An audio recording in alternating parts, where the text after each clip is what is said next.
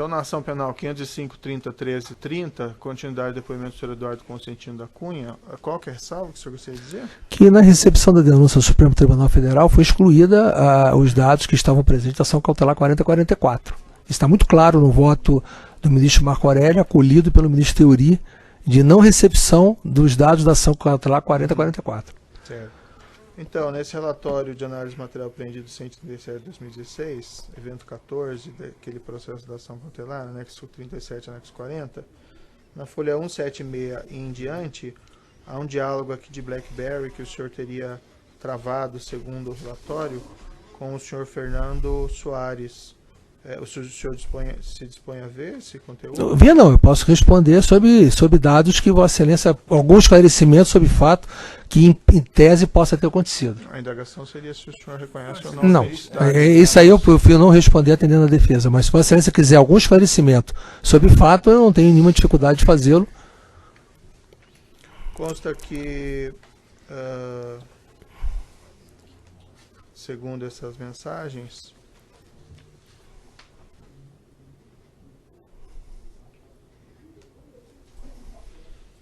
que no dia 15/3/2012, o senhor teria trocado mensagens com o senhor Fernando Baiano, e no decorrer dessas mensagens haveria aqui referência a aprovações.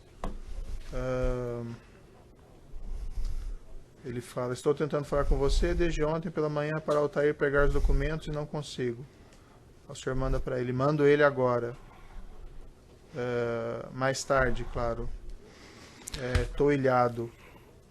E mais adiante nessa conversa tem uma mensagem que o senhor manda para ele, ou melhor, ele manda para o senhor: então vai ter outra reunião na próxima semana. Interrompeu por quê? Ele respondeu, o senhor respondeu: conselheiros que tinham outra reunião e pela demora só apreciaram 3 das 6 propostas de ontem. Excelência, esse fato que Vossa Excelência está sem saber exatamente qual é o fato, mas tem a ver com outra ação penal, que é do FI-FGTS, da 10ª Vara Federal de Brasília. Não tem nenhum fato a ver com a situação daqui. Sei. E o senhor pode explicar, então, esse conteúdo? Aquilo que se refere à 10ª Vara Federal, eu prefiro não explicar aqui. Eu não vou explicar aqui aquilo que não compete a essa ação penal. Com relação ao senhor Fernando Baiano, o que eu posso dizer é o seguinte: o senhor Fernando Baiano, eu me lembrei de uma coisa aqui, que é importante falar, e está inclusive no depoimento do senhor Fernando Baiano, aí, se eu não me engano, tenho anotado aqui, acho que foi a página 118 da transcrição do depoimento dele. Ele era sócio de uma empresa também, ele era empresário sócio de uma empresa de cartão fidelidade chamada Premia. E o senhor Fernando Baiano até fala isso, que colocou na BR Distribuidora com o Nestor Severo isso. Então ele tinha me pedido para... Isso ele me pediu, como Vossa Excelência perguntou se ele tinha me pedido alguma coisa, nesse ano de 2012, ele me pediu para que eu fizesse uma apresentação à Caixa Econômica Federal sobre esse cartão Premia. E eu, efetivamente, eu mandei pegar os documentos de apresentação e encaminhei o então vice-presidente da Caixa, Fábio Cleto, para que ele marcou, o Fábio Cleto depois marcou uma reunião com o vice-presidente da área, para que ele e os sócios deles apresentassem essa empresa. Apenas isso. Então, esse fato não tem a ver com o processo. Não, em respeito à pergunta de Vossa Excelência, estou apenas esclarecendo o contexto, sem admitir a mensagem, estou apenas esclarecendo o contexto e até um fato que Vossa Excelência me perguntou se ele tinha me pedido alguma coisa, e eu respondi que não, então estou aproveitando para corrigir. Na linha desse contexto, constam diálogos ou mensagens que o senhor teria trocado com o senhor João Augusto Rezende Henriques. O senhor conhece a pessoa? Eu conheço o João Augusto, isso não faz parte dessa ação penal, Excelência. Não faz parte, eu prefiro, não vou responder. Não, perfeito. Essa pessoa correr, hipoteticamente, se for ela mesma, em outro processo que não tem nada a ver com esse fato. E o suposto diálogo, que eu não posso confirmar o diálogo, é feito bem depois do período em que o senhor João Augusto ou o senhor Zelada já não estavam mais na Petrobras. Então não tem nada a ver com, efetivamente, nem com a antiga ou qualquer nova ação penal que envolva a Petrobras. Então eu prefiro não responder. Que existe um contexto, eu pergunto, o senhor tem o direito de não responder. Não, claro. Fique tranquilo. Claro. Eu vou meter os fatos que estão presentes nessa acusação. Perfeito. Consta um sócio também do senhor João Augusto, Ângelo Lauria, o senhor conhece ele? Conheci agora no CMP. Não conhecia antes? Não me recordo de ter conhecido ele antes. Excelência, por favor, do senhor Ângelo Lauria não está Oi? citado nessa ação penal. Sim, como eu disse, existe um contexto. Se não quiser responder, não precisa responder. Excelência, eu vou dizer, não querendo ser indelicado, eu não vou responder nada que não trate dessa ação penal. Eu pedi a Vossa Excelência que você tivesse o âmbito temático, com todo respeito. Doutor, vamos dizer assim, o juiz tem que formar o convencimento dele, então o juiz faz as perguntas que ele entender que tem que fazer para formar o convencimento. Mas desde que seja do âmbito temático, pedido da defesa. Sim, mas eu acho que a defesa não controla as perguntas que o juiz pode fazer, com todo respeito. Claro.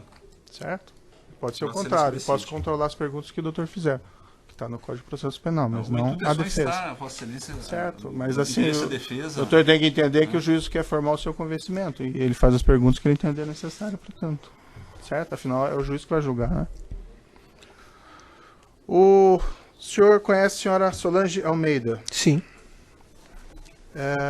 Ela foi deputada com o senhor no Congresso Nacional? Foi deputada comigo em duas oportunidades. Ela foi deputada na legislatura de 2007 a 2011 e depois, em 2011, ela era suplente, ela era a quarta suplente da coligação, acabou assumindo o mandato em função do afastamento do deputado Rodrigo Bethlen para ser secretário de Estado no Rio de Janeiro. Além desse relacionamento do senhor com ela como colega, deputado federal, ou como colega política, o senhor tem algum outro relacionamento Nenhum, com ela? Apenas basicamente eu coordenava a bancada do PMDB do Rio de Janeiro e, consequentemente, como coordenador da bancada, era uma pessoa, como ela era do PMDB do Rio de Janeiro, a gente tinha uma convivência normal parlamentar.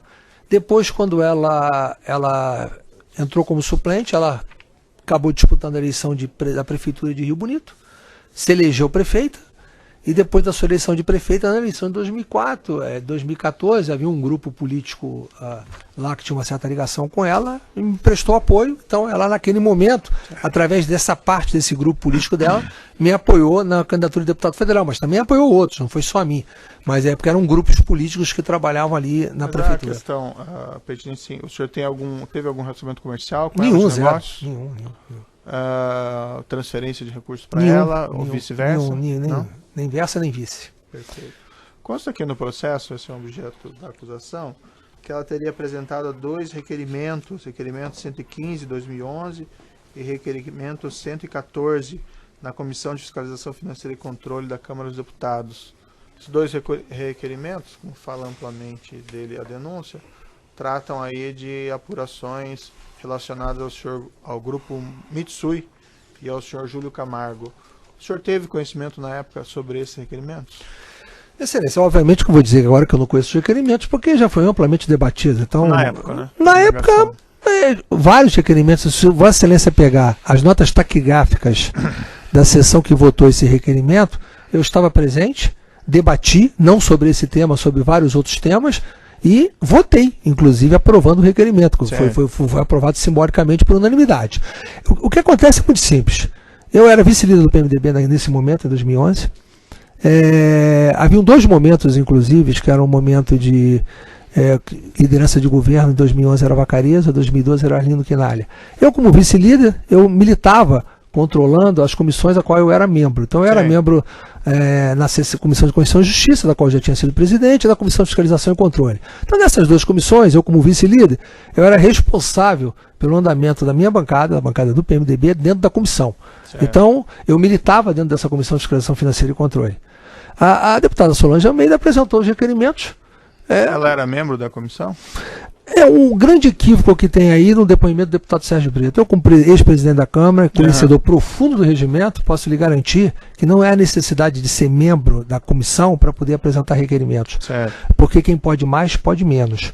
Então, ela apresentou, inclusive o deputado Sérgio Brito, ele comete algumas... Em primeiro lugar, com todo respeito, ele não poderia nem depor como testemunho de acusação contra mim, porque ele tem uma divergência insanável comigo. Porque ele fala, inclusive, no depoimento dele, e é verdade, que eu o afastei 2 vezes da presidência da Comissão de Fiscalização Financeira e Controle por circunstâncias políticas que eu posso até explicar. Sim, não, mas assim, vamos ser mais objetivos aqui. Não, eu vou ser objetivo, porque ele está como coautor do requerimento e não foi denunciado. Tá. E ele colocou a razão pela qual ele é coautor do requerimento, porque por não ser membro da comissão, ele, para dar curso ao requerimento, ele assinou. Só que ele mesmo, no mesmo depoimento dele, ele fala que teve outros membros, não membros da comissão, que apresentaram o requerimento e que ele não assinou, nem nenhum membro titular ou suplente assinou, e ele votou. Mas a indagação é a seguinte, o senhor então teve contato com esses requerimentos, o senhor disse que estava na Não, mas comissão e na votou. época eu não me lembrava. Mas a questão específica é, o senhor teve algum envolvimento específico? Não, na preparação do formulação requerimento, desses no conhecimento prévio.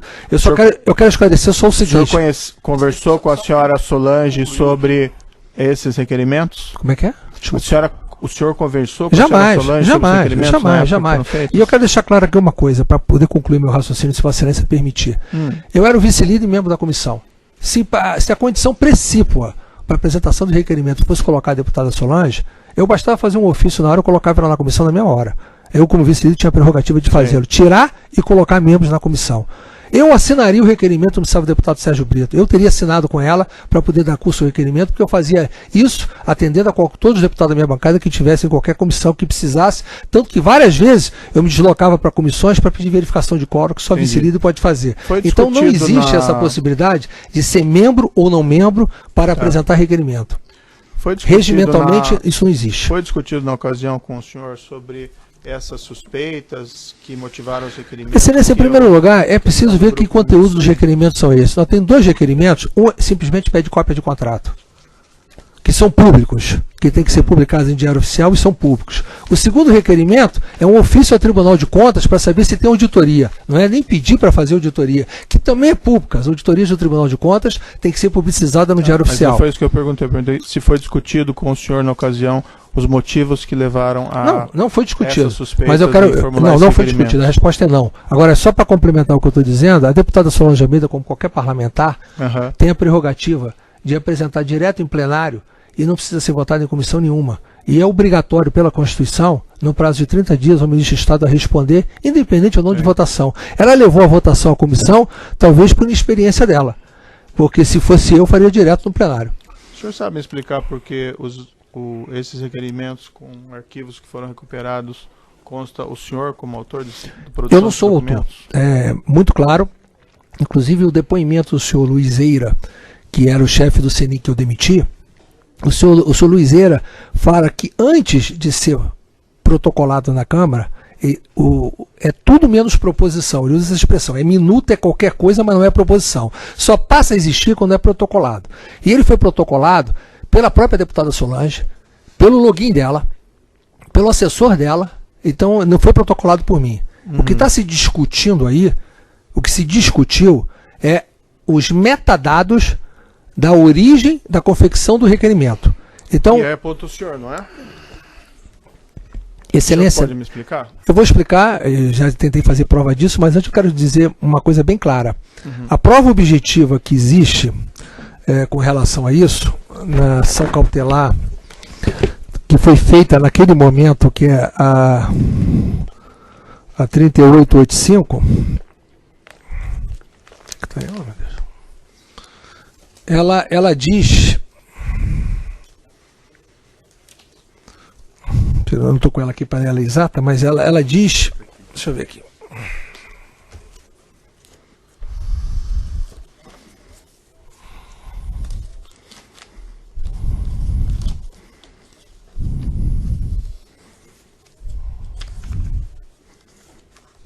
Não está nesse papel aqui não, deixa eu ver se está no outro. Deixa eu colocar aqui. Está aqui. Está aqui. Ação cautelar que foi juntada nos autos da ação cautelar 3865, em que a Câmara dos Deputados responde aos quesitos. O quesito diz o seguinte: certidão positiva ou negativa de que as datas e horas de criação dos arquivos originais em formato DOC dos requerimentos 114 CFFC e 115/2011 CFFC corresponde a datas e horas em que o usuário Eduardo Cosentino da Cunha estava alocado no sistema ativo e diretório da Câmara dos Deputados. Resposta: certigo que foram identificados registros que atestam que o usuário Eduardo Cosentino da Cunha esteve logado no sistema ativo e diretório da Câmara no dia 7/7/2011. Não foram, entretanto, identificados registros de login no horário entre 12h02 e 12h05. Ou seja, no horário de criação do requerimento, a prova objetiva é que eu não estava logado.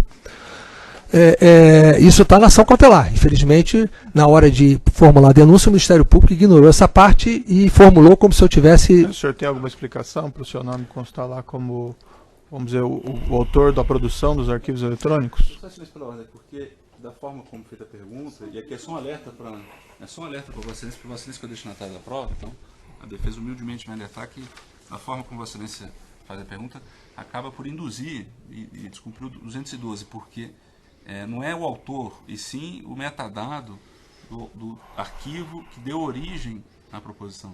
Só pra... Sei, o senhor sabe explicar por que o seu nome consta como autor no metadado da produção do arquivo eletrônico? Bom, Excelência, em primeiro lugar, os logins da Câmara dos Deputados, eu procurei fazer prova disso, eles são delegados aos seus assessores. Os meus assessores tinham delegação de utilização do meu login. E a assessora Cláudia Medeiros, que depois aqui como testemunha, a Cláudia Medeiros ela trabalhou, além da liderança do PMDB, ela trabalhou nas comissões e a localização dela era 2007, Comissão de Constituição e Justiça, 2008, Comissão de Constituição e Justiça, 2009, Minas e Energia, 2010, Fiscalização Financeira e Controle, 2011, Viação e Transporte, 2012, Viação e Transporte, 2013, a liderança do PMDB. Ela usava, autorizada por mim, o meu login. Então, eu tenho a prova objetiva, que foi extraída da minha marcação de presença, porque outro equívoco que tem aqui, o parlamentar, quando ele entra na casa, ele é identificado e a presença dele é marcada. Então, basta o parlamentar cruzar qualquer dependência da entrada da Câmara, que a presença dele é registrada. Só a presença de plenário, quando ele vai votar, é que ele tem que colocar digital.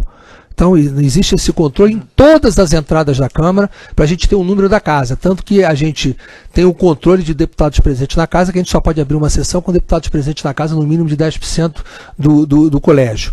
Então, à medida que o deputado entra na casa, tem a hora de presença. Então, o relatório que tem desse de vários deputados que nós pedimos para juntar no processo, tem o horário de presença e o horário que o seu login foi acessado. Então, no meu relatório no ano de 2011, tem 120 acessos do meu login feitos através da estação de trabalho da Comissão de Viação e Transporte, que foi admitida aqui pela Cláudia Medeiros como tendo sido por ela. Todo o acesso meu na Comissão de Viação e Transporte, que era a lotação dela, foi feito por ela. Mas ela que fez esses requerimentos? Não, então? eu quero só concluir para dizer Vossa Excelência, responder Vossa Excelência. Dos 120 acessos a quais foram feitos no meu login, 102 dos 120 eu não estava presente na hora que ele foi acessado dentro da casa. Sendo que 29 eu nem na casa fui e 73 eu cheguei na casa depois da hora que foi acessado o login. Uhum. Isso é prova objetiva, isso não tem discussão. Então a Cláudia Medeiros trabalhava não só para mim, como trabalhava para os deputados do PMDB, da bancada do Rio e do PMDB em geral. Ela trabalhou para vários deputados, fazia relatório, parecer, requerimento. É muito possível que ela tenha feito esse requerimento a pedido da deputada Solange. Sim. E tenha feito usando o meu login, porque ninguém se preocupava com isso. Tanto não é que quando aconteceu essa situação, eu mudei o ato da mesa, eu criei o ato 25 de 2015 da mesa, em que eu obrigo o parlamentar, quando delega, tem que identificar quem delegou, que tipo de atribuição ele vai ter e ter a responsabilização civil e penal do funcionário que utilizar sob delegação do deputado sobre os atos que ele praticar. Porque antes não tinha isso. E o que acontece? O senhor Loeira, que depois aqui como testemunha, ele teve um entreveiro bastante grave com relação a mim, que simplesmente um líder de um partido, que depois aqui, pediu a cessão de um funcionário. O senhor Marcelo Aro, que era o líder do PHS, pediu a cessão de um funcionário. E ele não quis ceder. Eu fiz uma reunião, chamei para explicar por que não queria ceder, sendo que o CENIM, que é o Centro de Informática da Câmara, tem 300 analistas, tem mais que a Microsoft, de analistas de informática, dizendo que precisava para trabalhar. Aí eu fui perguntar para que funções estava precisando, por que tantos analistas ali, e ele disse que ele não estava cumprindo o horário de escala de trabalho. Em função disso, eu determinei que tivesse o ponto eletrônico e cumprisse o horário de concurso público. E a partir daí, o próprio deputado Marcelo Ara, quando depois aqui fala, que ele saiu e colocou nos grupos de WhatsApp de servidores, que tinham entregue, foi uma brigalhada danada, xingamento pra gente. Em função disso, eu tomei a decisão de demiti-lo, mas ainda não a tinha efetivado. E ele entrou... não tinha nada a ver com a questão aqui desses dados do requerimento? Eu vou completar, se Vossa Excelência me permitir. O que aconteceu é que esses dados que ele diz serem públicos, na realidade, você tem que entrar na rede interna da Câmara, tem que conhecer para poder entrar. E esse assunto dos requerimentos já era público, já havia um inquérito policial, já era amplamente divulgado, tinha matéria jornalística sobre isso.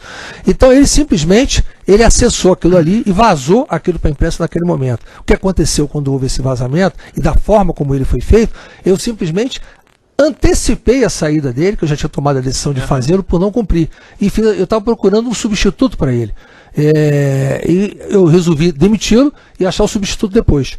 Foi essa a razão. Eu já tinha tomado a decisão de demiti-lo pelo fato de ele não cumprir as normas. Até porque, se Vossa Excelência pegar o depoimento do meu secretário-geral da mesa na época, que depois sou Silvio Avelino, ele fala que isso era uma prática muito normal, não só usar o login, como também ele, o seu Eira, tinha sucedido o seu Silvio Avelino no departamento de comissões. E implantou essa mesma rotina depois que ele saiu, que é ilegal na Câmara. Você não pode, a sua revelia, estipular o horário de trabalho que o funcionário faz. E mais grave, os funcionários que não cumpriam o horário faziam serviços terceirizados para empresas contratadas para a Câmara, para fazer o trabalho que ele devia fazer como profissional. Então isso é uma coisa muito grave, eu preferi tomar uma atitude. Certo. Vendo aqui alguns requerimentos que o senhor teria formulado, que se encontram nos autos, requerimentos com seu nome, diga-se aqui, eu vejo que o senhor não raramente utiliza um fechamento nos seguintes termos: conto com o apoio dos nobres pares para realizar a citada audiência. Isso é uma praxe da Câmara. Nobres pares, a aprovação desse requerimento para aprimorarmos o projeto de lei. Não está o evento aqui. Qual evento? Que isso está, na verdade, no apenso 2 da denúncia. Apenso 2, né? Só um segundo, só para abrir aqui, por exemplo. Vai responder por ele, doutor, a pergunta? Não, só quero que ele... Não, eu posso mostrar aqui. Os requerimentos estão aqui. Se o senhor me permitir, eu não vou responder não, só quero acessar aqui a cópia do apenso 2, né?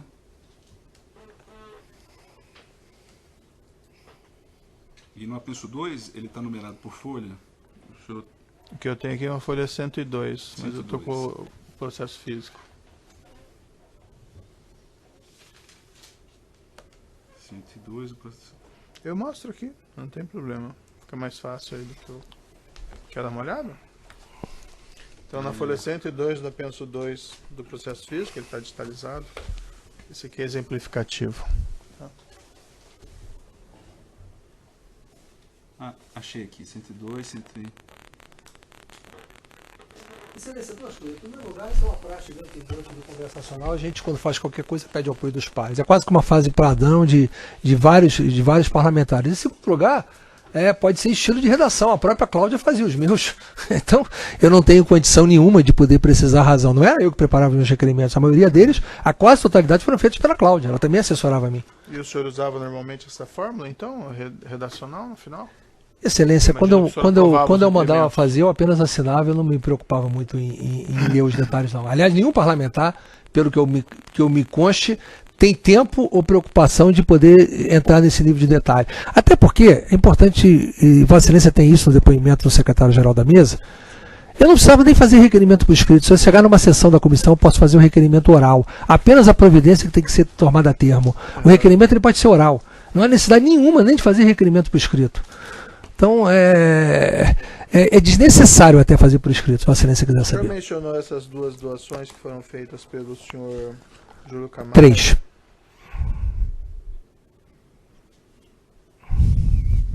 Eu tenho uma referente de duas aqui, de 125 mil cada uma. Desculpe, o senhor está falando da doação literal, estou falando da doação para a igreja. Ah, sim, pois não. Tá. Essa doação para a Igreja Evangélica Assembleia de Deus, consta que ele fez duas doações, 250 mil, 125 mil reais cada uma. O senhor não teve nenhuma relação com essas doações? Não só não tive relação, como o pastor Samuel Ferreira depondo aqui negou qualquer interferência minha. Aí é importante dizer o seguinte: em primeiro lugar, o senhor Júlio Camargo diz que fez essa doação para atender uma reunião que fez comigo em 2014, que foi para correção de um valor que ele acertou em 2014. É meio difícil ele fazer um pagamento em 2012 de algo de 2014, mas, enfim, ele diz que fez. Em segundo lugar, o senhor Júlio Camargo nunca disse em nenhum depoimento dele que fui eu que entreguei ou que eu pedi essa doação para ele. Ele atribui ao senhor Fernando Baiano. Em terceiro lugar, as tais transferências que ele diz ter feito para o senhor Leonardo Meirelles, totalizando 5 milhões em 100 mil dólares, eram 3 transferências, duas de 2 milhões e 350 e uma de 400 mil dólares.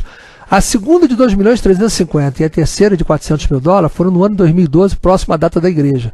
Então, qual o sentido, se ele fez a transferência nessa data, ele precisa fazer depósito em igreja? Sim, mas pergunta objetiva, então o senhor não tem nenhuma relação com essa Pergunta objetiva, a resposta objetiva não tem nenhuma relação, nem foi admitida, e mais, nem sequer se deu cuidado à acusação, que poderia fazê-lo, de tentar provar a utilização desse recurso com qualquer benefício meu. Podia ter quebrado o sigilo da igreja, podia ter verificado o caminho do dinheiro, mas infelizmente nem isso foi feito. Eu gostaria até que o fizesse, para poder verificar que eu não tenho nenhum benefício com relação a isso. A denúncia insere esses fatos em um contexto maior, senhor Eduardo, no sentido de que esses executivos da Petrobras acabavam fazendo acertos de propina e direcionavam valores para agentes políticos, entre eles, no caso, o senhor. Isso acontecia mesmo na Petrobras? Excelência, eu volto. Ou o senhor tem algum conhecimento? Não, eu vou respeito? voltar a repetir o que eu falei no início. O Supremo Tribunal Federal, quando recepcionou essa denúncia, não tratou sobre a contratação da Petrobras. Sei. Vossa Excelência deve estar atento à denúncia, sabe qual foi a decisão do Supremo, é aquilo que Vossa Excelência está processando a acusação. Não tem essa parte envolvendo os agentes públicos da Petrobras. Ali se trata de supostamente estar envolvido numa cobrança de um débito do seu Júlio Camargo para com o seu Fernando Baiano. Esse é o contexto que existe da denúncia. Mas o dinheiro veio do acerto de corrupção em contratos da Petrobras, né? Eu não tenho condição de lhe dizer isso. Isso Não, eles mesmos dizem. Eles dizem. Sim, mas eu não faço parte desse contexto. Inclusive, eu não conhecia. Se Vossa Excelência pegar. É só para alertar Vossa Excelência de novo, humildemente aqui na defesa, porque Vossa Excelência é o destinatário da prova, é que esse tipo de pergunta às vezes pode causar indução. Né? Não sei como causa indução, mas tudo bem. Porque Vossa Excelência perguntou, sendo que ele estava falando como a denúncia narra. Aí Vossa Excelência foi para o campo factual. Né?